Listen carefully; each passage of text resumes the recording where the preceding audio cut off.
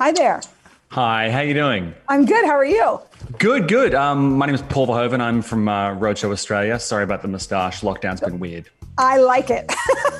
Nice to meet you. I love it. Thank you. Yeah, nice to meet you too. Well, we don't have much time, so I guess I should just plow on in if that's okay. Awesome, please. So you were sending, on Wonder Woman hurtling through time. What made you stop and have the movie take place in the 80s? Like, why the 80s?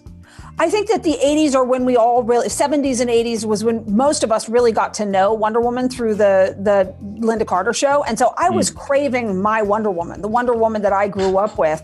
And once I loved setting the first movie in World War I and how that made us create her. But once we had her, I was craving seeing her in that time period already.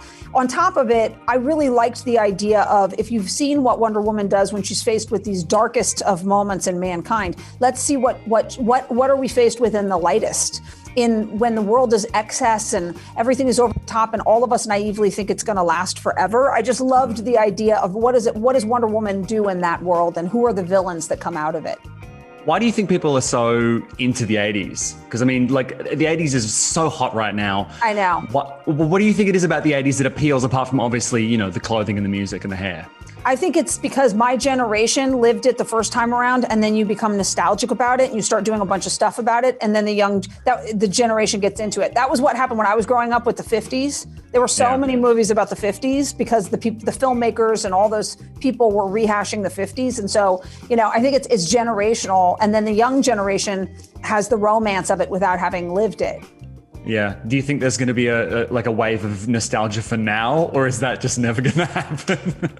Yeah, seriously. No, there will be some weird, hey, remember when, What's super weird is when they start having nostalgia for eras that felt very non-interesting to you. Like if they, like the turn of into 2000, I'm like, oh, I was just trying to be a filmmaker. It's not that nostalgic, but for somebody it is, Sure. How do you think Gal's Wonder Woman would fare in 2020? I think she would be deeply disappointed. I think it would be a much darker, slightly darker story. I think mankind has really sent up flares of their worst qualities at an all-time high, and what they're saying on the computer and revealing about their inner lives is really depressing. And so I think she would be experiencing Weltschmerz, which is a German word for deep depression at the state of the world versus what you wish it was. And so what was that? What was that word again? That was Weltschmerz.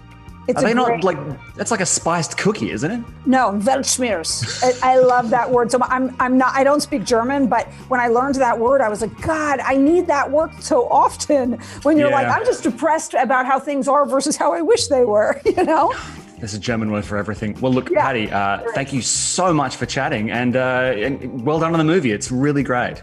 Thank you so much. So nice to hear that and talk to you. Thanks. See you, Thanks. Patty. Bye.